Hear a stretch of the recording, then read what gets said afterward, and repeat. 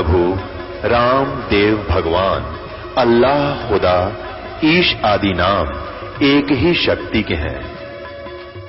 वो कैसा है, कहां है, कैसे मिलता है, किसने देखा है? ये प्रश्नवाचक चिन्ह पूर्ण रूप से हटाने के लिए अवश्य सुनिए जगत गुरु तत्वदर्शी संत रामपाल जी महाराज के अमृत वचन, सर्व पवित्र धर्मों के पवित्र शास्त्रों के आधार पर। ईश्वर का नाम लेना था, परम पिता परमात्मा को याद करना था, जिसमें गीता जी भी उसी की तरफ इशारा करती है कि उस परमात्मा का ध्यान करो अर्जुन, तारा फिर दिल मरना हो है। उस परमात्मा का दूर रहा, हमारे से तो देवी देवता पितर बहुत ये ना निमटते हैं। और गीता जी में बना कर रखा, हम फिर भी कर रहे। पता फिर गीता जी को क्या माना हमने? वैसे तो गीता जी जैसा शास्त्र नहीं है, कृष्ण जी जैसा भगवान नहीं, और एक बात उनका अनुसरण नहीं, तो सुखी गीत गा रहे हो, भगवान का मजाक उड़ा रहे हैं। मेरे जैसे ने कह दिया हुआ था पक्की, और भगवान कह के चले गए हुआ कच्ची थारी नजरों में। इन बातों का विचार करना चाहिए, जब जाके आप अपनी व्यवस्था को ठीक कर पाओगे। जा सतगुरु की मैं बलिहारी तो जामन मरण मिटाही, मैं उस गुरुदेव का ऊपर कुर्बान जाता हूं जो जन्म और मरण में मिटा दे। गुरु बहुत है, अपनी अपनी सीमा तक के वो सीमित गुरु हैं। अपनी प्रक्रिया में आपको मास्टर बना देंगे, लेकिन जन्म मरण को नहीं छुपवा सकते हैं।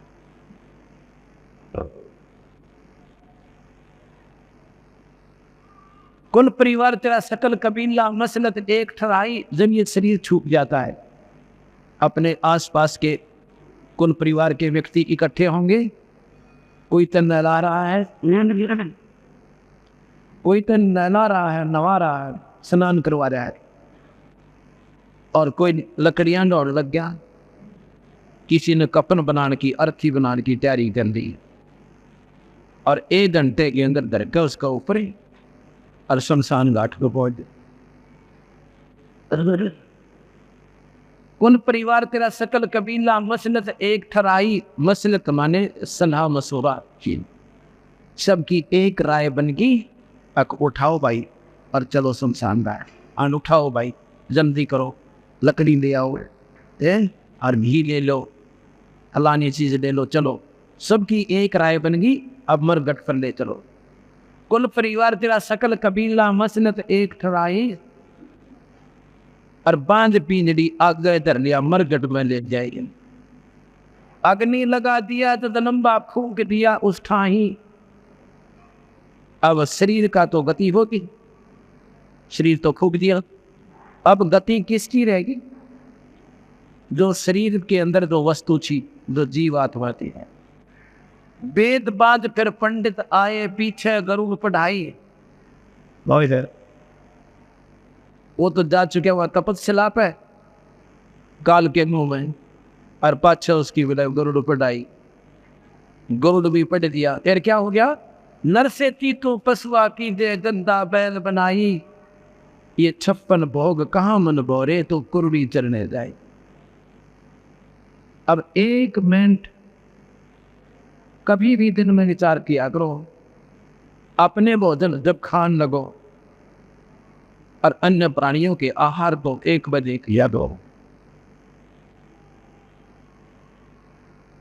आपने वह रोटी खा जरूर लोगे, पर भगवान नहीं बोल सकते। और हम क्यों अब उन पशुओं को तो पशु ही मानते हैं, तो ऐसे पशु बने रहेंगे, और हमने मौज मारेंगे, फिर मनुष्य बन जाएंगे, और फिर ठाठ हो जाएंगे। ऐसा नहीं। कल बताया था कि बीबी पड़दर रहे थी, ड्यूटी लगे थी बार, कि नगन उगाड़ा करती है, गात उगाड़ा करती है, अर्पण कुतिया बाजार। ये परमात्मा का नियम है, ये बिल्कुल सत्य है। ये 56 भोग भोग कहाँ मन बोरे की कुरडी चरने जाई, और फिर के बनेगा? इतना प्रेत सला पजा बराजे पितरों पिंड भरवाई। फिर कहेंगे तुम्हारे जो पूर्वज है ना, वो पितर बने हुए प्रेत शिला पर रहते हैं, अब उनके पिंड भरवा दो, नहीं तो उनकी जुन्नी ना छूटे, वो मतलब मुक्ति ना हो, उनकी गति नहीं हो। अब पिंड भराने से क्या होता है, भूत जुन्नी छूट जाती है और गधा बन जाता है। इतनी गति पिंड भरवाने से होती है। भूत जुनी जा छूट है पिंड प्रदान करंत, गरीब दास जंदा कहे नहीं न भगवान दे। प्रेत जुनी छूट गई और फिर पशु जुनी मिल गई इसको। तो फिर कहते हैं जी हमारा पीछा छूटा, हमने सेद्या करता है, हमें नुकसान करता था, हमने तो गति करवानी करी, या गति करवाई उसको अपने पिता की या माता की। और फिर वो श्राद्ध क्यों निकाले, वही पिंड भरवाए पाछे। बहुत श्राद्ध खान को आए और काग बे कलमाई, और फिर नो कहें श्राद्धा में जे कौआ भोजन खा जाएगा ना, ये तेरे पिताजी ने मिल गया। अरे बड़ी सी दुनिया, गुरु बिन कैसे सरिया। जब आवे आसज का महीना, बोला कौआ बाप बनैया। अरे बड़ी सी दुनिया, गुरु बिन कैसे सरिया। पूरे गुरु बिना क्यों कर बात बने। आसज के महीने में लोग फिर कौवे को बाप बनाने, अगे तुम्हारा पिताजी आ गया और ये देखो ना काग बन रहा है, भोजन खा गया। हम सारे गर्दन, हाँ जी बिल्कुल। और कौवे ने ईद छात पटान दो टूट टूट कर पड़ा, कौवे सबसे पहले आएंगे। आसोद में कहते कार्तिक मंडा नहीं हो, वो तो नहीं खड़े पाओगे। और चलो एक दिन अपने पिता की रोटी खवा भी दी, 364 दिन के खागा कर हुआ, एक दिन खिला दी, और 364 दिन के खाएगा वो पिताजी अपना। ये इसी आंख बांध रखी है, नीला तो खबर दिया। या तो तुम रोज ही काट दो कनागर, 5-4 रोटी तोड़े और छाछ पर पका दी, सब पक्षियों का मुंह पड़ा रोज कनागर तो तो ये तो कौन समझावा इस बोले जगत में, मन के नाराज हो जाते हैं। बता सारी चीज़ा न बिसराव से तो बिसरानते नहीं हम, जो कि त्यों बता रहे हैं, ये शास्त्रों से प्रमाणिक बता रहे हैं आपको, को बाहर की बात नहीं सुनी। और शास्त्र अपने तैयार नहीं दिए, क्योंकि कुछ सीमित लोगों के पास ही विद्या का अधिकार था पाने का, आम व्यक्ति को नहीं था।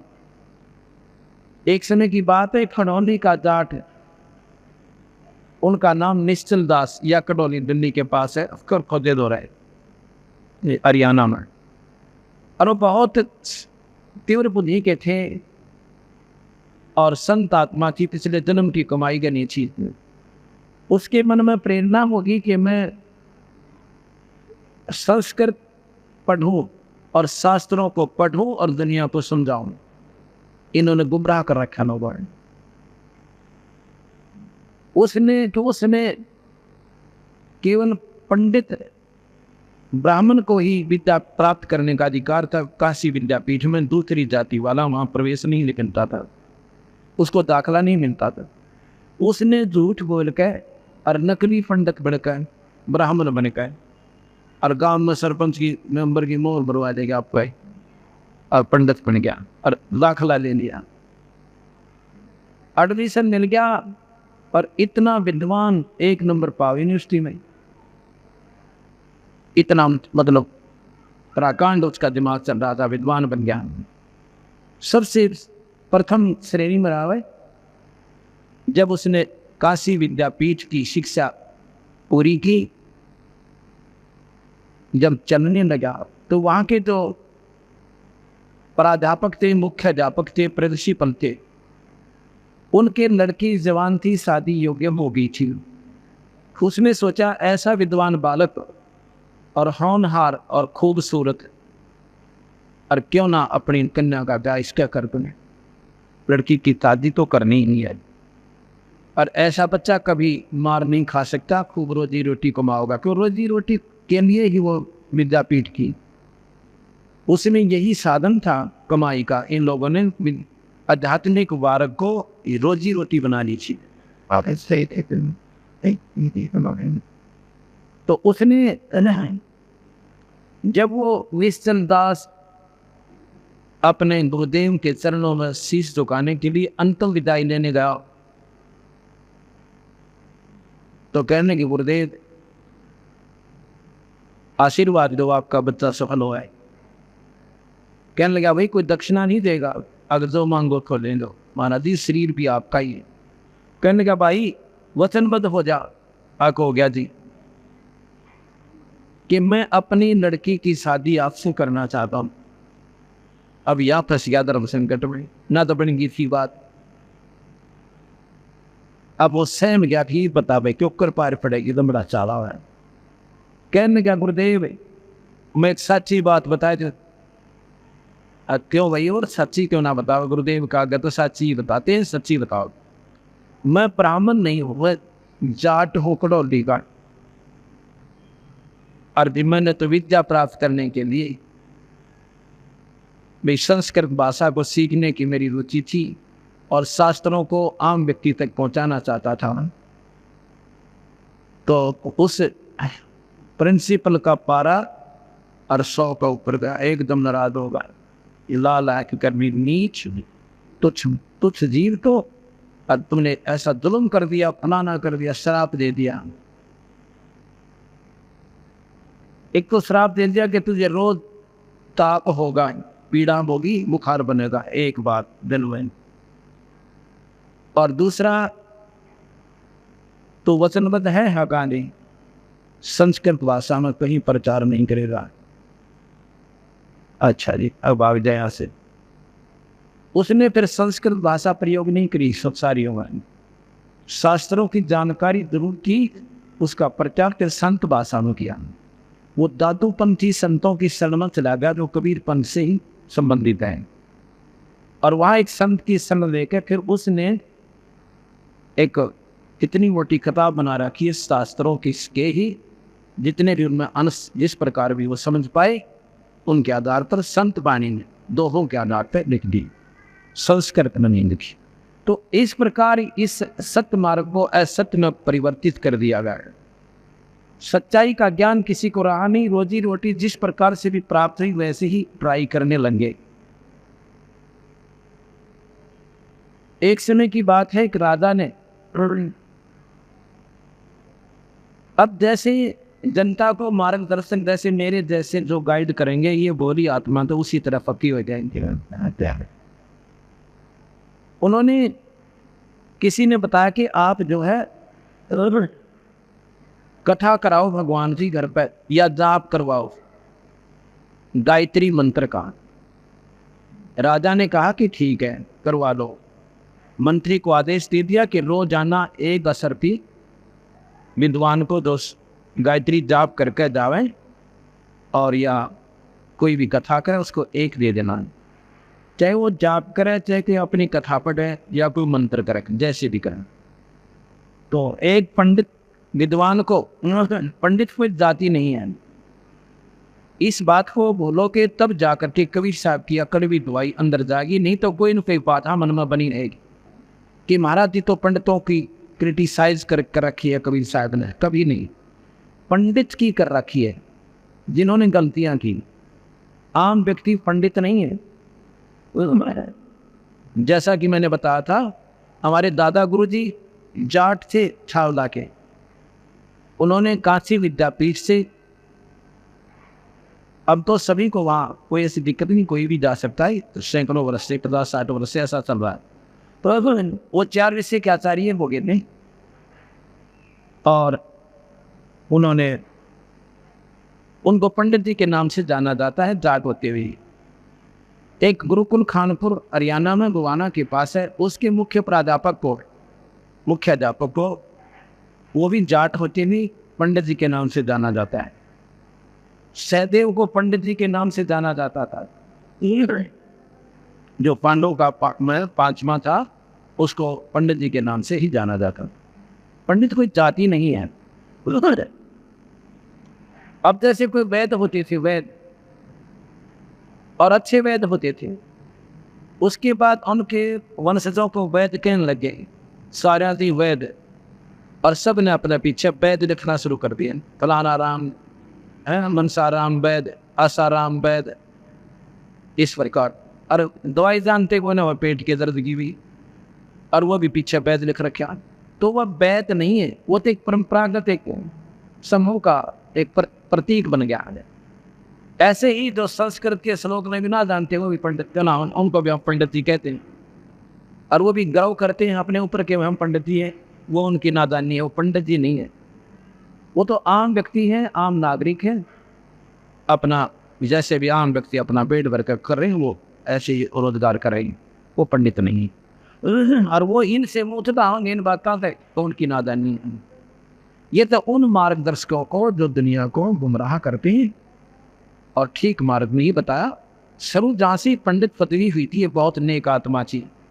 वो इसको रोजी रोटी नहीं बनाया था, वो अपना सत ढंग से जितना वो जानते थे उनको जाप बता दिया करती थी, ये जाप करो भाई, ये मंत्र जपा करो, और अपना करके कमाई वो अपना पेट भरते थे। उसके बाद महिमा इतनी बढ़ गई उनकी कि आम व्यक्ति पंडित जी बढ़ गया, काख में पहुंची थी और मैं भी जाप कर दूंगा, मैं भी जाप कर दूंगा, और पैसे के छाप आधारित हो गई। राजा का जाप हुआ, और एक काशी से पढ़कर बहुत तगड़ा विद्वान आया पंडित जी। राजा के हुक्म से वो अच्छे से अच्छे विद्वान की तलाश की गई, तो पाया कि एक विद्वान अभी काशी विद्यापीठ से और बहुत ही अच्छा विद्वान बनकर आया है, उसको लाओ। काशी जी पढ़ कर आया, उसको बुलाया, उसको कहा कि ऐसे ऐसे 1 हफ्ता 10 दिन या 15 दिन हमारे घर पर कोई मंत्र जाप करो, वो तुमने देखना है क्या करना है, चाहे कथा करो चाहे जाप करो, कुछ भी करो, हमारे घर में शुद्धि होनी चाहिए। अब वो पंडित जी जावे अपना जाप करे, मंत्री उसको एक असरफी दे दे, वो असरफी डाकर अपनी पत्नी को दे दे, और पत्नी समावे नए सूट और रोज बुधनी बदले, और फिर जाओ पानी लेने, पूरा सारी इकट्ठी हो। वह औरतें पूछा कर आए, यू कद बनवाई, ये कद लाई, कितने लाई, थारे घर से लाई, थारे पीढ़ी मिल जा, ये सारी बूझ लिया करे 2 मिनट में। तो वह वही मारा है ना, राजा का कथा कर जाकर पंडित जी एक असरफी दे दे से मो दोहरी से मारी।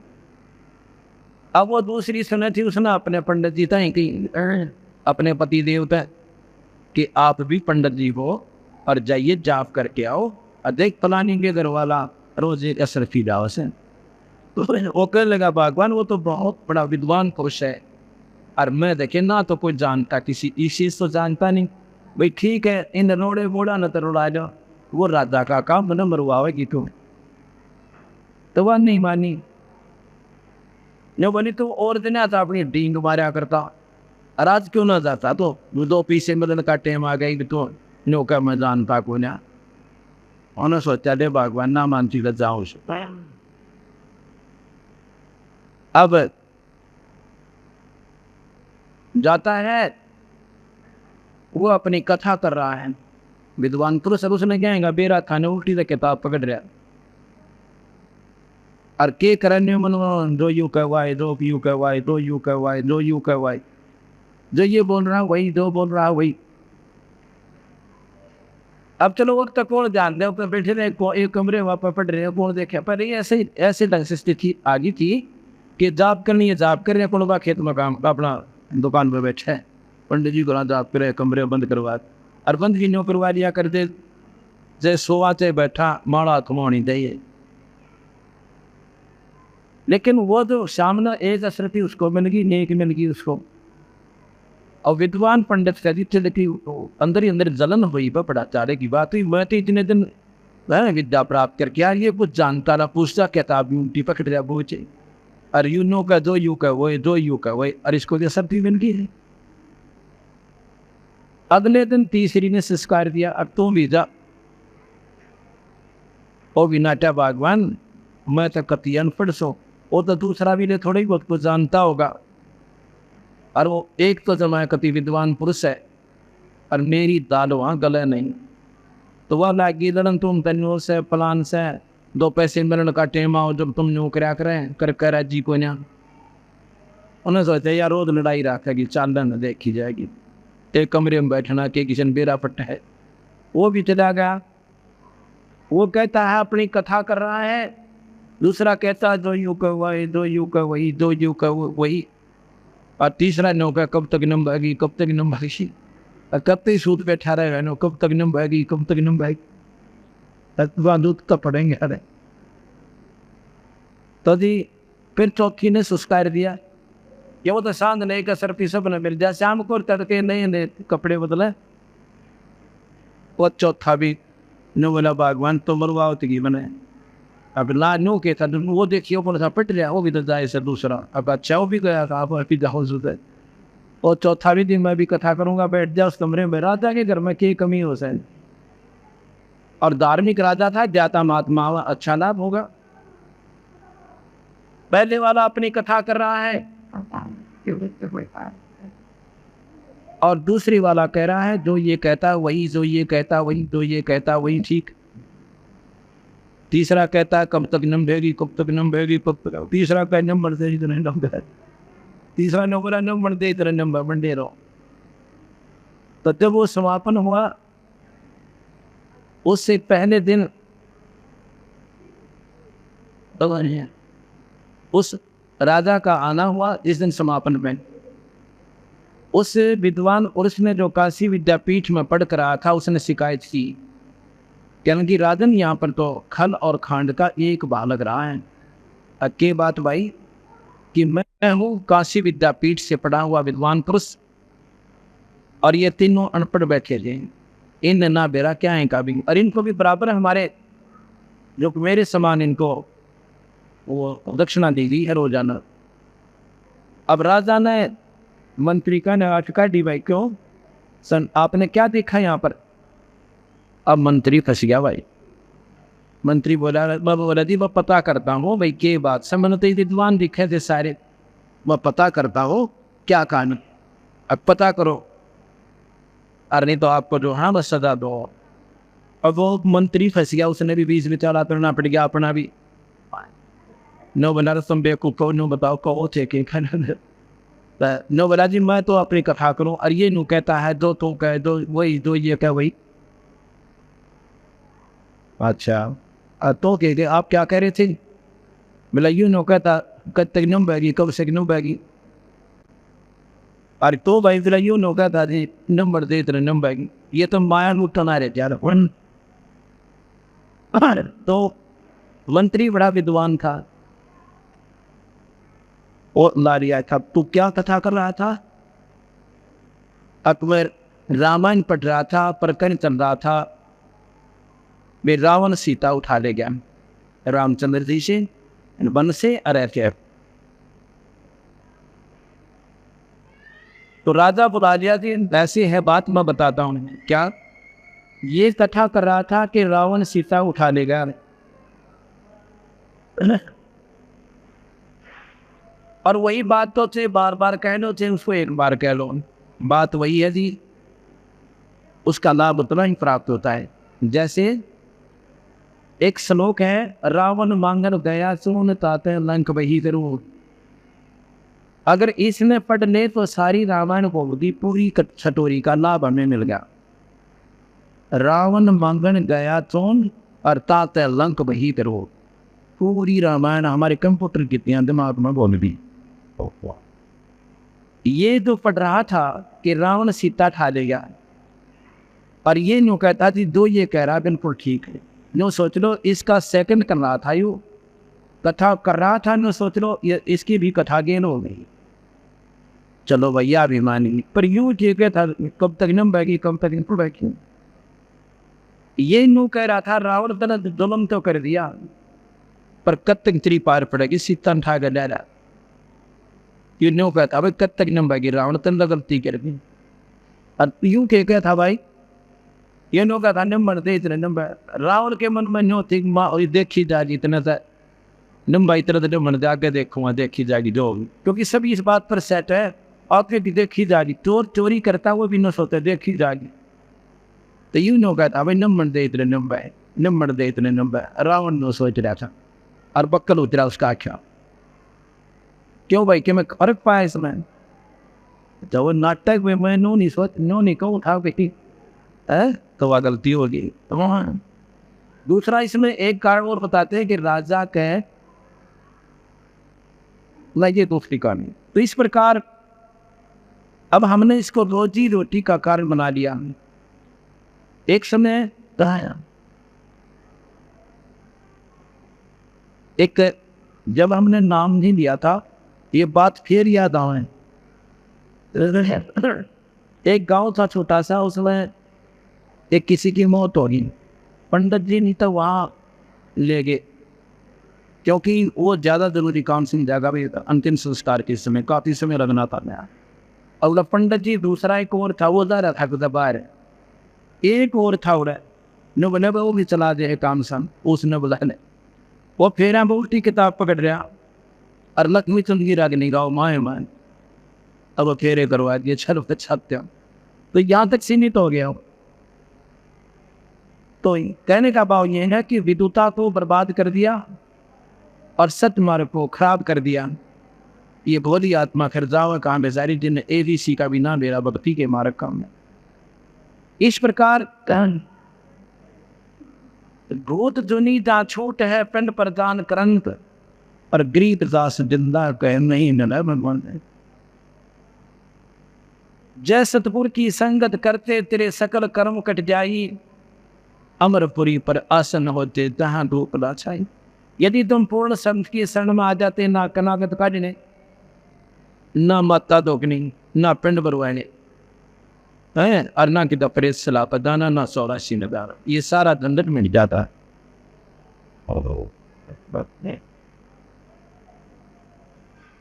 अब हम जितने भी हमारे कबीर पंथ अब संबंधित हमारे से हुए हैं, ना तो हम कोई कनागत निकालेंगे, अन्ना की माता धोकन जावांगे।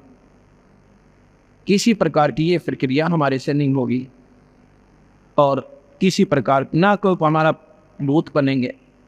हम सीधे या तो सतलोक जाएंगे या पुनर्जन्म मनुष्य का ही होगा, जब तक मुक्ति यहाँ से नहीं होगी। ये बिल्कुल सत्य बात है।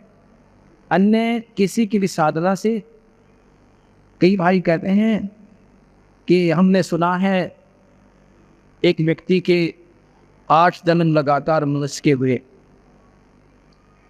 मनुष्य के जन्म 100 भी हो जा लगातार कोई बड़ी बात नहीं, क्योंकि वो कर्मों के नंबरों के आधार पर निर्धारित कर दिए जाते हैं। अंत में भी जीव की बिरान माटी होगी, कुत्ता और गधा बने से रहेंगे। पिछले कर्मों के आधार पर 1, 2, 3, 4 मनुष्य भी जीवन बन सकते हैं। किनको? जो केवल ब्रह्म तक की साधना करते हैं और जो सत्पुरुष की साधना नहीं करते, अंत में भी फिर वो पशु दुनिया में जाएंगे। इस काल का इतना लंबा जाल है, कैसे? एक राबिया नाम की लड़की थी, राबिया। उसको कबीर साहब मिले थे, भक्ति में बहुत ज़्यादा उसकी रुचि थी और पिछले अपने शास्त्रों के आधार से उसके जन्म जन्मांतर की घनी कमाई इकट्ठी हो रही थी। जिन पुण्य आत्माओं की पिछली पुण्य कमाई ज़्यादा है, वही आज सत्संग में समय निकाल कर आ रही हैं, दूसरे नहीं आ सकते हैं। वो तो ना तक या तो ठेके पर जा रहे होंगे और या फिर किधर लूटम मंडा मौत मात मचा रहे होंगे, 2 के 20 बना रहे हो इसका। और आपको भगवान ने समय दिया है, ये वैसे नहीं दिया। आपकी कसक भीतर की और कमाई आपकी अपनी इस स्थान पर आपको लेकर आई है, वैसे नहीं आ सकते आप यहाँ पर। आप सोच भी नहीं सकते इस साइड में जाने की, घर बैठ पर ना जाने के बात बनाकर मन आपको वहीं उलझा कर सेट कर देगा।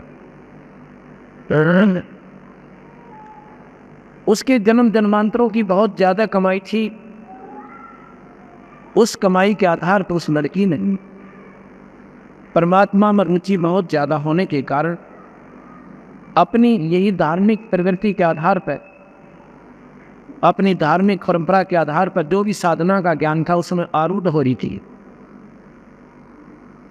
उसको कबीर साहब ने सतपुरुष आकर्षण में उससे कहा कि बेटी ये साधना का क्या कर रही है कि स्वर्ग में जाओगी। बेटी स्वर्ग में जाकर के फिर क्या करेंगी? अब मौज मारूंगी, कितने दिन मारेगी वह मौज, ये भी सोची करे। अब जी मौज कितने दिन मारूंगी, स्वर्ग में रहूंगी, अब ना स्वर्ग में नहीं रह सकती। स्वर्ग के अंदर इतने दिन रहोगे जितने तेरी पुण्य कमाएगी, उसके बाद नरक में भी जाएगी और फिर 84 में जाएगी। ये कान बने का चांस है। वो सारी कहानी सुनाई जो मैं सुनाने लग रहा हूँ आपको परसों से। उस लड़की का बात समझ में आ गई। न बोले जी मैंने फिर मेरा रास्ता बदल दो, अगर नाम ले बेटी उस परमात्मा का ध्यान धरो। अब सतगुरु ने नाम दिया। संत जब नाम देते हैं अपनी भक्ति शक्ति का अंश प्रवेश करते हैं और उससे फिर वह भक्ति प्रफुल्लित होती है। वैसे नहीं आप राम नाम ले सकते, ना सत्संग सुन सकते। अब 2-4 वर्ष तो उस लड़की ने साधना की। उसके बाद समाज के इस उड़झेड़े में फिर उड़ गई। उसकी शादी होगी। शादी होने के बाद वो बोले हम तो माता तक खुआवेंगे, वो कहने लगे हम तो न्यू करवाएंगे, हमारा तब छठ की मानस है। वह बेचारी अपनी पूजा न छोड़ कर उन मोड़ वह 1 नहीं वह 20 उसने वह मार्ग त्याग दिया। उसके बाद उसका शरीर चुनाव हो जाता है हिंदू धर्म से। फिर वो मुसलमान धर्म में राबिया नाम की लड़की बन जाती है। भगवान के घर में हिंदू मुसलमान नहीं है, ये हमारी चौन सा ना पदारक्षी। परमात्मा के घर में ना कोई हिंदू है, ना कोई क्रिश्चियन है, ना कोई मुसलमान है और ना कोई जाति और पाति। एक जीव है उसकी संज्ञा में और उस जीव का जहाँ संस्कार उसी व्यक्ति के साथ जोड़ देगा, चाहे वो मुसलमान घर में है और चाहे वो क्रिश्चियन के घर में है, चाहे हिंदू और सिख के घर में। उस लड़की का फिर मुसलमान घर में जन्म हो जाता है। मुसलमान तो बाद में बने हैं, पहले कोई हिंदू और मुसलमान नहीं थे। पहले आर्य पुरुष होते थे। आर्य का मतलब श्रेष्ठ जीव। श्रेष्ठ कैसे थे? हमारे समाज में हुक्का बीड़ी शराब तंबाकू बिल्कुल नहीं था। यदि कोई शराब मांस तंबाकू प्रयोग करता था उसको गांव से निकाल दिया करते थे और उसको कमीन कहते थे। अपने ही घर के व्यक्ति को, अपने ही भाई को या चाचे को, और जो ऐसा नहीं मानता था 2-4 बार अलंठ करते थे। नहीं मानता था, अपने आदमी से बात नहीं आता था, समाज के प्रदूषण के डर से उसको घर से निकाल देते और वो जंगल में जाकर दारू भी पीता रहता था, मांस भी खाने लग जाता था, फिर राक्षस कहलाते थे। उसको कमीन कहते थे। कमीन कोई जाति नहीं है, ये कर्म कोई भी कर रहा है वही कमीन कहलाता है, चाहे किसी जाति मदद से नहीं। ऊंच नीच इस विध है लोई, ये कर्म को कर्म कहा लोई। अच्छे काम करने से किसी जाति से आप उसने कितना बंगी भी कहते हो, हमारे लिए वो प्यारी आत्मा जिसने अधिकार छोड़ दिए और परमात्मा के नाम को पर आरूढ़ हो गया, वो पुण्य आत्मा कुछ आत्मा है। ऊंच नीच इस विध है लोई, ये कर्म को कर्म कहा है लोई। कुकर्म करने या नीच से शुक्रम करने वाला उच्च प्राणी। अब वहां जब उसका जन्म हो जाता है, अब वो पिछली भक्ति जो सतगुरु की दी हुई जो कमाई थी वह खत्म नहीं होती, वह प्रेरणा देती रहती है। आज उसके बाद में कमाई आगे ना बने वो दूसरी बात है। अब इस उदाहरण से आप हिसाब लगाना, ये उदाहरण वैसे नहीं होते, ये आत्मा को झंझोड़ कर धर देते हैं अगर जो विचार करेगा गहराई से। अगर कोई इष्टवादिता या मजहब में फंसा रहेगा तो उसकी अपनी मौज है, लेकिन संत इस बुराइयों से दूर करते हैं। कोई ये मजहब और जाति अगर खत्म हो जा तो आज ही लड़ाई मच जाती है। लेकिन काल ने बेरा था कि कलयुग में कबीर साहब के हंस आएंगे और जीवन निकाल के ले जाएंगे। अब हिंदू और मुसलमान 2 बना दिए, ऐसा बना दिया कि वो इनकी नहीं सुन सकते, ये उनकी नहीं सुन सकते, एक भी बात नहीं सुनने को तैयार नहीं सकेगी। और मरने और वो उनको बुरा बताते हैं, हिंदू मुसलमानों को बुरा बताते हैं और मुसलमान हिंदुओं को बुरा बताते हैं। और भाई बुरे सभी है, सभी धर्म मजहब में सभी बुरे भी हैं उनमें और बहुत अच्छे भी। बुरे भी प्राणी हैं, अच्छे भी प्राणी हैं, क्योंकि अच्छाई और बुराई कर्म के आधार पर होती है, एक मजहब के आधार पर नहीं होती। अगर हिंदू ही सारे अच्छे हैं फिर यहाँ पर ना तो पुलिस की आवश्यकता थी और ना इन कोर्ट और कचहरियाँ की। भाई के भाई नंदन व्यवस्था ना होता है और बान बेटियां की इज्जत एक मिनट नहीं सुरक्षित नहीं है, चाहे देश से हिंदू की फीत ला रही। और मुसलमान अगर अच्छे हैं तो वहाँ भी कोर्ट नहीं चाहिए थी, ना कोई पुलिस फौज चाहिए थी। क्या आवश्यकता थी उनकी, अगर सारे मुसलमान ही गए बढ़िया, सारे हिंदू माड़े हैं।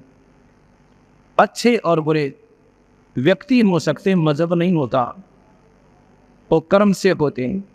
अगर वो कर्म त्याग देते हैं वो पुण्य हो जाते हैं, वो उच्च हो जाते हैं।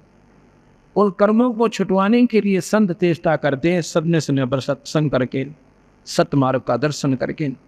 और जो इन पर विचार कर लेगा वो प्राणी पार हो जाएगा, इस संसार के पचेड़े तो हट जा रहा।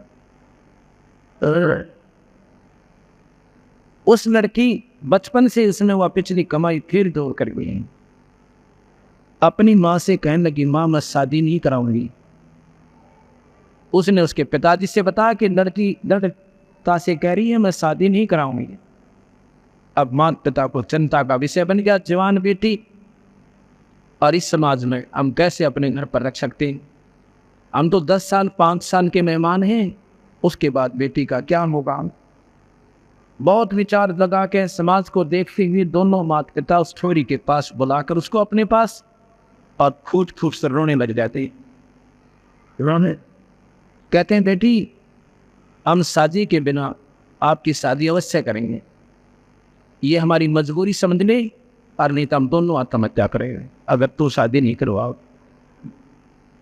अब लड़की ने सोचा भी ठीक है, भी ये नहीं मान रहे हैं कि वो समाज को ज़्यादा देख रहे हैं। उसने हाँ मरनी ठीक है मैं शादी करवा लेती हूँ, लेकिन मन में संकल्प कर लिया कि मैं अपने आने वाले उस पति से बात करूँगी। अब परमात्मा कोई ना कोई कारण ही बना देता है जिसकी सच्ची लगन में रहते हैं। शादी होगी, शादी के तुरंत बाद एक बहुत अच्छे ऑफिसर से, बहुत बड़े अधिकारी से, बहुत पैसे वाले से उस लड़की की शादी, क्योंकि उसके संस्कार प्रबल थे। संस्कारों के आधार पर ही हर प्राणी का संपर्क अच्छे पति पत्नी के रूप में अच्छी व्यवस्था में जाता है। शादी के बाद उसने अपने पति से कहा कि मैं आपसे 2 बात करना चाहती हूँ। वो कहने की थी, करो, क्या बताओ, क्या बताना चाहते हो? अपनी सारी कहानी बता देती है। कहने लगी मैं बच्चे उत्पन्न नहीं करूंगी। तो वो कहने लगा फिर शादी क्यों करवाई? ये मेरे माता पिता की मजबूरी थी,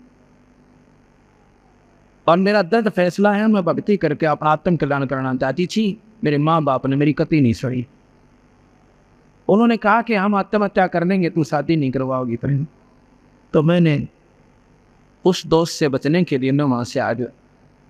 अब मैं आपसे प्रार्थना करती हूँ कि मैं बच्चे पैदा नहीं करूँगी, मैं भक्ति करना चाहती हूँ। यदि आप स्वीकार हैं आपको तो ठीक है, और नहीं तो मैं सुसाइड करूँगी। मैं जी नहीं सकती, मैं अपना जीवन खो दूँगी, मैं मर जाऊँगी। ये मेरा अंतिम फैसला समझ लेना। तो उसने सोची भाई मैं क्यों खाम खा इसके इसी पुण्य आत्मा के लिए बाधक बनो। वो कहने लगा फिर एक बात सोच लो, समाज हमारे लिए, इज्जत मेरे लिए, घर से बात नहीं जान दूंगा, तेरा न्यारा मकान बना दूंगा और 2 नौकरानी छोड़ दूंगा तेरे लिए, पर रहेगी तो मेरी बहन के रूप में मेरी दृष्टि में, और समाज की दृष्टि में तो मेरी पत्नी के रूप में रह गए। बड़ी मन मंजूर है। पर 100 शुक्र मनाए अल्लाह के खुदा जे भगवान है, अल्लाह आप दूर नहीं हो, आपने बड़ी छड़ी मेरी। उसके बाद पति बहन और भाई की तरह उन्होंने अपना जीवन निर्वाह किया। उसने अपनी और शादी करवा ली। मुसलमानों में कई शादियां हो जाती, और उस राबिया के पास जाके और घंटों तक वो परमात्मा के बारे में विचार सुना करता था। बहुत धार्मिक प्रवृत्ति का व्यक्ति था। एक बार क्या हुआ, जब वो 50-55 से ऊपर आयु की होगी, 60 के करीब, मुसलमानों की परंपरा में जैसे अपनी अपनी परंपरा में सबने निर्धारित कर रखा है कि बुढ़ापे में जो हज करे आवे मक्का मदीना जाकर उसकी मुक्ति निश्चित है, और जो वही मर जावा तो गणा बढ़िया, वो तो सीधा स्वर्ग में चला जाता है। ऐसी उनकी धारणा है, और संतों के आधार पर ऐसा नहीं है। तो वो कहने लगी थी मैं हज करना चाहती हूँ। वो कहने लगा थी बेशक जाओ। राबिया कहने लगी मैं हज करना चाहती हूँ, अगर आपकी इजाज़त हो तो मैं जा सकती हूँ, और जा सकती है, और जा सकती है नहीं, तेरे लिए बैलगाड़ी जुड़वा दो इसी भगवान आत्मा के लिए। अगर नहीं मैं तो पैदल जाऊँगी, मेरा मन मान से पैदल जाऊँगी। अगले वो तेरी सलाह है, नहीं तो तेरी सारी व्यवस्था करवा दूंगा। अगले मैं पैदल जाऊँ, और भी जा रहे हैं।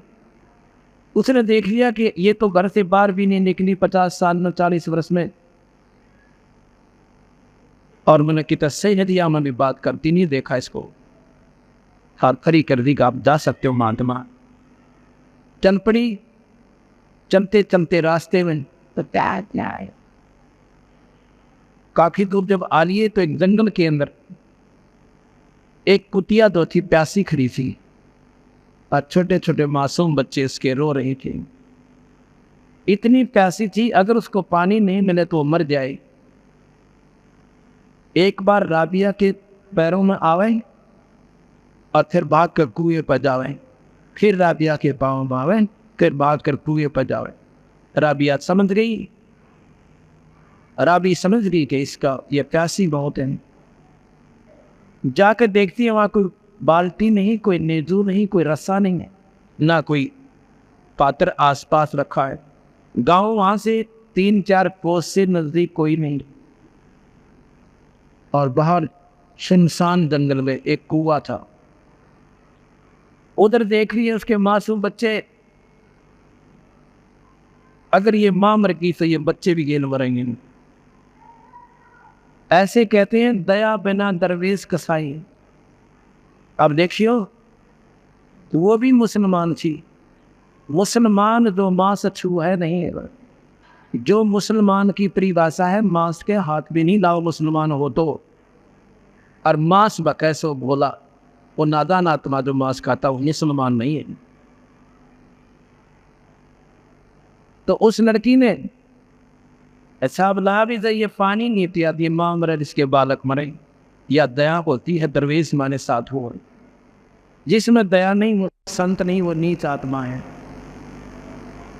उसने क्या किया, अपने बाल पाड़े। उस लड़की ने लंबे लंबे बाल थे, राबिया ने पाड़ के सारे बाल, और सैकड़ों फुट नीचा पानी होता था पहले, 100-125 फुट नीचा पानी होता था, बहुत गहरा।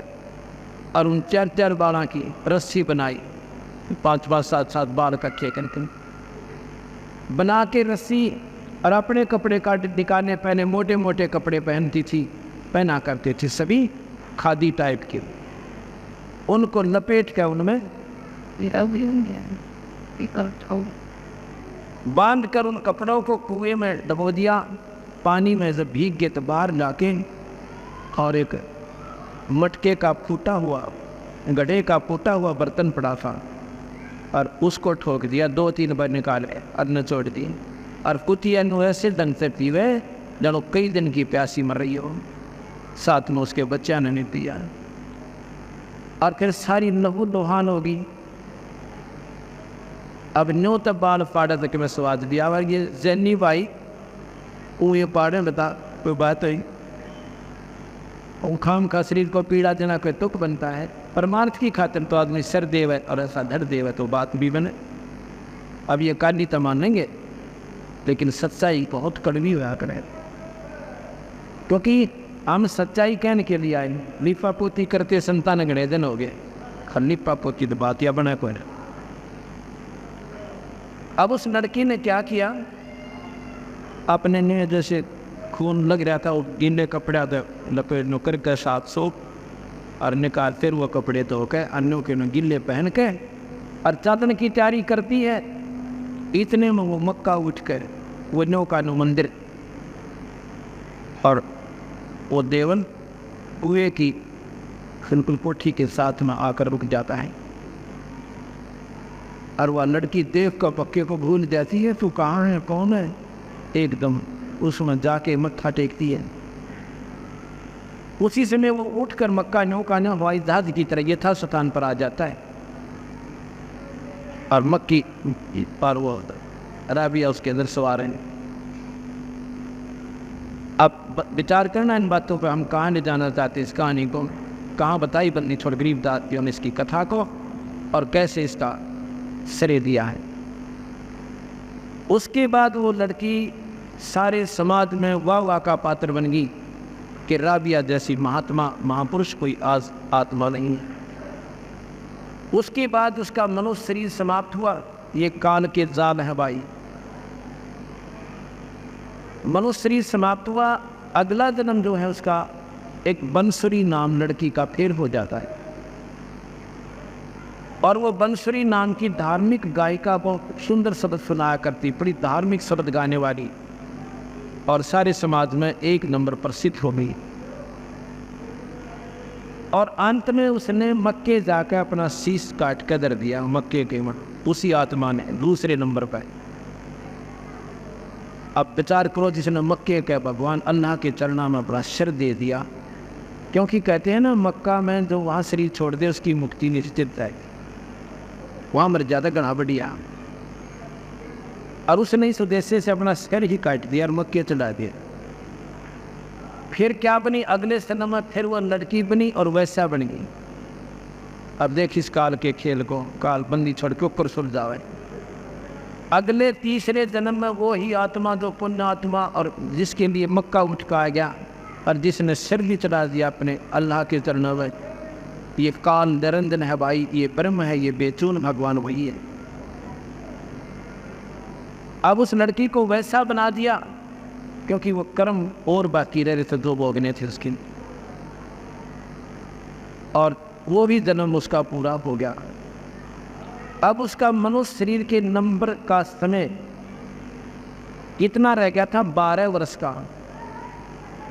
फिर वो 84 में जाकर कुतिया और गधी कुतिया नंबर, फिर 84 में जाना था उसने।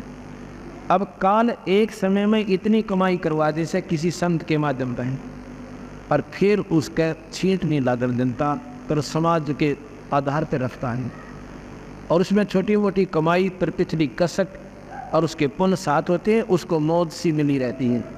कार भी हो जाती हैं, कोठी भी हो जाती हैं, लड़के भी ठीक हो जाते हैं, पोते भी हो जाते हैं। फिर मैं सोचा मौज मातरी से तो मैं माता दो को ना इन तय हो रहा से है तो गुड़गा मारी दावा ना बाल चढ़ावा, इससे लाभ हो रहा। इन तो होता ना टट्टू का लाभ कि तो पिछली कमाई आपकी फल रही है, जब तक ये फल रही है इतना आप मौज में हो, और जिस दिन नंबर आओगा ना बुल्ढे कर्मा का, ये माता और मसानी खड़ी खड़ी देखें कुणबा कहानी तक हो जाएगी, इनकी कोई डाल नहीं अड़ेगी, क्योंकि ये साधना समाधान नहीं है, ये बचाव का कारण नहीं है। अब सुनना इस कहानी को कैसे होता है। वही लड़की दिल्ली के अंदर सिकंदर लोधी बादशाह के धार्मिक गुरु शेख तकी उसके घर पर जन्म लेती है। 12 वर्ष की आयु होकर वो लड़की प्राण त्याग जाती है। उसके बाद उसका 84 में नंबर आना था और उसको कब्र में दबा दिया। अब क्या होता है, कबीर साहब हिंदू और मुसलमानों को दोनों की गलत साधना को बिसराहा करते थे और सच साधना को समझाया करते। कबीर साहब कहा करते थे, एक मुल्ला मस्जिद में एक पुकारे बोकान, और इनमें कौन सरे को जागा हमने लगा धोखा। कैसे हलाल करते हैं बकरे को? आधी गर्दन काट दें, उसके पाँव बांध दें, आदि ऐसे तलवार से अग्नों के कलमा पढ़ते रहेंगे। एक कलमा है जैसे गायत्री मंत्र है, ऐसा मुसलमानों ने एक अपना चारों कतेबों में से ऐसा मंत्र बना रखा है, उसको कलमा कहते हैं। कलमा माने मंत्र है, और उसको आधी आधी गर्दन काट देते हैं और तब तक उस पर कलमा पड़ता रहता है काजी। और मुल्ला मारा कर रुके उसमें मस्जिद में पटड़ कर ईतन स्पीकर हो गए, वरना नो ऊपरले से बजा करता तो ऊपर गुमद के ऊपर होता था, और नो ऊपर तो मुँह का ऊपर है, और कि मैं तो गुमद में तो रुके आवाज़ ज़्यादा था। और यूँ कहा करता, हे अल्लाह, हे खुदा, अल्लाह अकबर, ये रूह बकरे की आ रही है, इसको बेच तो मैं सतान देना, अल्लाह अकबर। कबीर साहब कहा, ने तेरे बाप का नौकर है, तेरे कर्ण तो स्वर्ग में भेज देगा। इतना दुनिया को गुमराह कर रहे हो, जैसा स्वर्ग बकरियाँ खातिर खानी छोड़ रखा तुमने। आए है अपना नंबर लाओ न जब जाना, अपना गला कटवाओ, मारो छुरी दे दे अपने बाल कहाँ कर अपने स्वर्ग तप करें कि रूह खाते रहे। और जिस स्वर्ग को पाने के लिए शेख फरीद ने और 12 वर्ष कुएं में लटकना पड़ा, वो भी मुसलमान था। और मंसूर ने अपने अंग अंग कटवा दिए उस स्वर्ग को पाने के लिए। और सम दूसरे की गर्दन काट के स्वर्ग में जाना चाहते हो, कबीर साहब कहा करते थे। वो तो बकरा तो अपनी जान न रो रहा है, बीमार रहा पड़ा पड़ा पीड़ा में, और काजी उस पर कलमा पड़े और वो सिफारिश करने लग रहा, मुल्ला ऊपर चढ़ कर, इसकी आत्मा को स्वर्ग में भेजना भगवान अल्लाह खुदा। कबीर साहब कहते हैं एक मुल्ला मस्जिद में कुक, एक पुकारा बोका, देखो वो पड़ा पड़ा रो रहा बेचारा, वो अपने कर्मा ने रो रहा चिल्ला रहा है और वो भगवान के सिफारिश कर रहा है। इनमें कौन शरीक हो जाएगा? हमने लग गया धोखा, ना तो मुल्ला जा सके और बकरे न तो जगह कहा। फिर कहते हैं जय या रूत भिष्ट पठाई, भिष्ट माने स्वर्ग भेज दी, तेरी पक्की बात मान लेंगे तो कर तदबीर कबीला भाई। न बोले जब जान देंगे तो अपने बच्चा पर पट देश कलम ने और काटा दी कर देंगे। अगर ये बात तेरी सत्य है और तो 100% श्योरिटी है आपको, तो जब हम मान देंगे हम भी अपने सारे बालका में दर्द दें छुरी जानते। तो ये गुमराह करने वाले उन्होंने ये धर्म ठेकेदार कहलाते हैं, मुल्ला और पंडित। पंडित कोई जाति नहीं, मेरे जैसे ठग।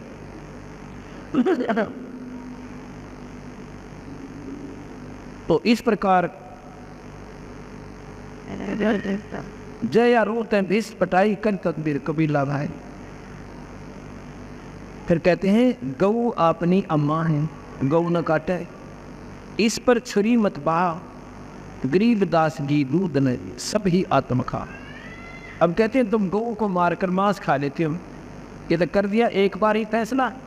और ये गऊ आपने मनमाना 8 साल तक दूध दे अमृत के साथ, और सभी को, मुसलमान को नाटती नहीं गऊ, दूध देता, हिंदुआ ने को गला नहीं देती। इसका दूध पियो, घी खाओ, लस्सी बनाओ, अपने बच्चा ने खिलाओ, और मांस खा के वो फारिग कर भी पाप के बागी और बन गई। कहते रुधिर छोड़ भोजन छोड़ रुधिर क्यों खाई, पर दया बना दरवेश कसाई। भोजन छोड़ रुधिर क्यों खाई, रुधिर माने लहू, और इतना मोहन भोजन, घी खाओ, मक्खन खाओ, दही बना लो भाई, का हलवा बना लो, पूरी बना लो, कचौड़ी बना लो, सेब संतरे खा लो। भोजन छोड़ रुधिर क्यों खाई, और दया बिना दरवेश कसाई। जो गल काटते वो महात्मा नहीं हो सकता है, वो तो नीच आत्मा हो सकती है, चाहे वो हिंदू है या मुसलमान है। गरीबदास जी महाराज कहते हैं एक समय की बात है, आज से 350 वर्ष पूर्व एक कुंभ का मेला हरिद्वार में हर पैड़िया में होया था। ये पर भी बताया करें अपने हिसाब से सेट करके, हरिद्वार में लगेगा, दोनों दोनों टेलीफोन आया करेगा भगवान का, और इनको बिला उड़ा को फलाने उसमें लगा पुष्कर में, और फिर नहाने के लिए जाते हैं उस पर भी वाले दिन। उस समय निर्धारित होता है इस समय लगेगी पर भी। उस समय क्या होता है कि सभी महापुरुष कुंभ का मेला हर पैड़ी पर उसकी पर भी लगती है, लगभग 350 वर्ष पूर्व। सभी महात्मा जन, सभी समुदायों के, कोई नाथपंथी, कोई नागपंथी, नागा महात्मा, वैष्णव, साधु, गिरी और पुरी, ये जितने भी संप्रदाय हैं सभी के महापुरुष वहाँ पर स्नानार्थ, और आम व्यक्ति भी स्नान के लिए चला जाता है। जब वो परभी का समय आता है तो वहाँ पर नागा महात्माओं में और वैष्णव महात्माओं में आपस में मन मुटाव बन जाता है। किस बात पर? नागा कहते हैं हम श्रेष्ठ हैं सबसे, हम प्रथम स्नान करेंगे इस परभी पे, और बाद में ये सारी खनकत ना होगी शरण फरड़े। वैष्णव साधु कहने लगे तुमने कौन, आपको कौन बता दे आप शुद्ध हो, नहाना तुम जानते ना, खाना का तुमने बेरा ना, पशु की तरह नंगे अंडो। हम नहाएंगे पहले, हम वैष्णव परंपरा से हैं, हम, हमारा आहार शुद्ध है, हमारे विचार शुद्ध हैं, हम पहले नहाएंगे। वो कहने लगे हम नहाएंगे, वो क्या हम नहाएंगे, बता नहान पे लठ बजा लिया, तलवार निकाल लाए, कटारी निकाल ले, दो जिसके बाल खा गए। 25,000 व्यक्ति वो महात्मा जिनको हम महात्मा कहते थे, और एक स्नान के ऊपर और पशुओं की तरह लड़कर मर जाते हैं। अब कबीर साहब कहते हैं गरीबदास जी तुम तो बेशक महात्मा को, हम तो महात्मा 7 जन्म भी ना करें। क्यों नहीं कहे? हर पैड़ी हर हेत नहीं जाना, कहते हैं काटे शीश नहीं जल करुणा, तीर तुपक तलवार कटारी जमकर जोड़ बधावे हैं। तलवार काट ले, तीर ले ले, और हर पैड़ी हर हेत नहीं जाना, वहां जाकर चलावे। तीर तुपक तलवार कटारी जमकर जोर बढ़ावे हैं। हर पैड़ी हर हेत नहीं जाना, और वहां जाकर चलावे हैं। काटे शीश नहीं जल करुणा, और वह जग में साधक आवे हैं। और जो नर उनके दर्शन जा, उनको भी नरक ले जावें। ये भी वैदा है। अब विचार को इन बातों पर कि वो महात्मा हम समझा करते कि महात्मा हम किसने माना जिसका कोई विशेष आडम्बर सा गात पर हो शरीर का, या तक लाल कपड़े हों जरूर, ये तो प्रथम पहचान से हमारी। दूसरी बोड़े सोड़े बाढ़ हों, ओड़े बोड़े ना, तो ढाती जरूर पटा रखी हो, 5-5 तेरह, या 2-4 तिलक ला रखे हो, 5-7 माला गल में हो, कान पड़वा रखे हो, चमटा ले रहा हो, या तक कति वस्त्र ना हो, शरीर पर घना काम मिले, और होते एक लंगोट हो। ओहो महात्मा के वो बच्चा वाला पासे। ये हमारी डेफिनेशन हमने बना रखी है संतों की, ये परिभाषा हम जानते हैं, ये इस पर हम आधारित होते हैं। अगर ऐसे संत बनते हैं, कान ये बहन बेटियां सारी पढ़वा रही, हम भी पढ़वाना 2 मिनट लगेंगे, तभी देर नहीं लगे। और 6 महीना में बाल डांडी भी सड़के भी इतने बड़े बड़े हो जाएंगे, और 10 रुपया कर रहा होगा, सफ़ेद कपड़े हम देगा अपना मौत मारे। हो गया महात्मा, फिर क्या देर लगी? जन्यो महात्मा बना, फिर बात पर नहीं बनाई सर। ये संत कमाई से बनेगा, ये वस्त्र परमात्मा के पाने में कोई सहायक नहीं है। अगर लाल पीले पैर रहते या कति मुंड मुंडान तो भगवान मिलता हो, इनसे नहीं, परमात्मा मिलेगा नेक कमाई था, यानी भजन की कमाई से, और सही पद्धति वे ऑफ वर्शिप हमारा ठीक होगा। किसी वस्त्रों में, चाहे पैंट कमीज में, और चाहे भाई किसी कपड़े में, बहन बेटियां किसी कपड़ों में, और चाहे भाई अपना धोती कुर्ते में, और चाहे कुर्ते पजामे में, नाम ठीक हो, गुण ठीक हो, और आपकी नेक नीति से गुरु मर्यादा बनी रहे, आपका बेड़ा पार से। अगर ऐसा होता तो कबीर साहब का नंबर कद आता। अपना कपड़ा बनाया करते थे, और अपने वो बेले बच्चों को, क्या नाम है उनका, पालन पोषण करते थे। और गरीबदास जी छुड़ाने में जमींदार थे, समाज के आधार पर जाट जाति संबंधित थे, लेकिन संत जाति को नहीं मानते, और समाज फीत तारता नहीं। वो जमींदार थे, बाल बच्चेदार थे, 2,500 बीघे जमीन थी। परमात्मा को पाया और ढोल के टंके पर इतना मोटा शास्त्र बनाकर चले गए। यदि उन्हीं पुरुषों को परमात्मा मिलता है तो जंगल में जाते हैं, कान पड़वा लेते हैं, तो अपना नंबर तो कभी भी ना हो, हम तो खाम खा डरे डोहा करें। और जबकि प्रमाण मिल रहा है कि गरीबदास जी कहते हैं हम कितने नादान हैं। महात्मा की परिभाषा हमने क्या बना रखी है। एक भक्त कहने लगा जी, हम एक बार ना धार्मिक यात्रा पर गए थे, एक जंगल में झोपड़ियाँ गली हुई थी, वहाँ चले गए। हम उन संतों के दर्शन करते थे, उनका पूजा पाठ करते थे, सभी के घूम रहे थे। एक महात्मा आया जंगल में है, और उसने एक केले का लंगोट बांध रखा, पत्ते का, बस शरीर पर कोई कपड़ा नहीं। और जब हम नज़दीक आए ना, हमने देख कर दांत ठोक दी, उल्टा भाग गया, और बेरना की तो गुफा बना रहा था, उसमें जाकर छुप गया। ने बोला जी ने वो पा जाता ना, हमारा बेड़ा पार था। बताओ, ये बुद्धि हमारा काम करती है। गरीबदास जी महाराज क्या कहते हैं कि केले की कोपीन है और फूल पान फल खाही, पत्ते तोड़ कर खाओ, फल तोड़ कर खाओ, और केड़े की कोपीन बना रखी, लंगोट बांध रखा। नरक का मुख नहीं देखते तो बस्ती निकट ना जाए। उनको जिनको तुम महात्मा मानते हो वो जंगल के रोज हैं तो मनुष्य बद के जाए, और निस्तर करें उजाड़ महीनों परमात्मा पावन आई। होए भाई, वो तो जंगल के रोज हैं जो आदमी तो डर के भागे, वो संत नहीं है। परमात्मा को पाने के लिए आप घर में रहिए और अपना नाम ठीक जाप करते रहिए, अपने बच्चों का पालन पोषण कीजिए और परमात्मा को पाइए। ना पाओ तो हमें बताइए। अब हम आजमा कर देखो 5-4 वर्ष इस ईश्वर की प्रक्रिया को। अब यही हमारे समझ में नहीं आती, हम पाखंड को ज़्यादा पसंद करते हैं। एक समय की बात है, पाराशर ऋषि ऐसी धारणा बना के कि मैं तो तपस्या करके आऊँगा, शादी होते ही अगले ही दिन, शादी होते ही उसी दिन प्रस्थान कर जाता है। उसकी पत्नी कहती है कि एक बात बताओ, क्यों तो शादी करवाओ थे और ईब कहाँ जा रहे हो? कि कहने लगा मैं भक्ति करूँगा और भक्ति अच्छी साधना करके फिर संतान उत्पत्ति करेंगे, वो संतान अच्छी होगी।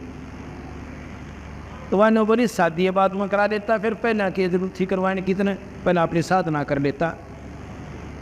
वो बहुत आग्रह करती है पर नहीं मानता है। आखिर में ये कह देता है कि मैं साधना करूँगा पर बीच में अपनी बीज शक्ति मंत्रित करके भेज दूँगा, उसको तो प्रसाद मिलाकर खा लेना, तुझे संतान उत्पत्ति हो जाएंगी, अगर संतान ही चाहती है तो। इतना मानना तो ठीक है जी, आपकी मौज। चला जाता है।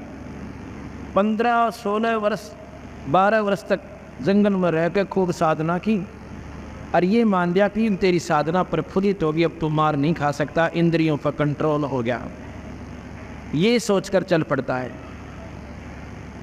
उससे पहले वो अपनी बीज शक्ति अपने एक केमिकल में लपेट कर, एक कपड़े का केमिकल लगा के, केमिकल उस समय भी थे, जड़ी बूटियाँ से बनाते थे, और एक कौवे पहले संदेश वाहक होते थे, उस कौवे को दे दिया कि ऐसे ऐसे चिट्ठी लिख दी, पूरी प्रक्रिया उसने थी, ये वहाँ पहुँचा दे। कौवा लेकर आ रहा है, गंगा के ऊपर से जा रहा है, इतने में एक बाद उसको मांस का टुकड़ा समझ के और छीन लेता, छीनने की चेष्टा करता है और वो कौवे के मुंह से नीचे गिर जाता है गंगा में, और गंगा में एक मछली थी, उसने वो खा लिया। उस मछली में एक लड़की उत्पन्न हो जाती है, उसको एक भीमर मछलियाँ पकड़ने वाला और साथ में नाविक भी था।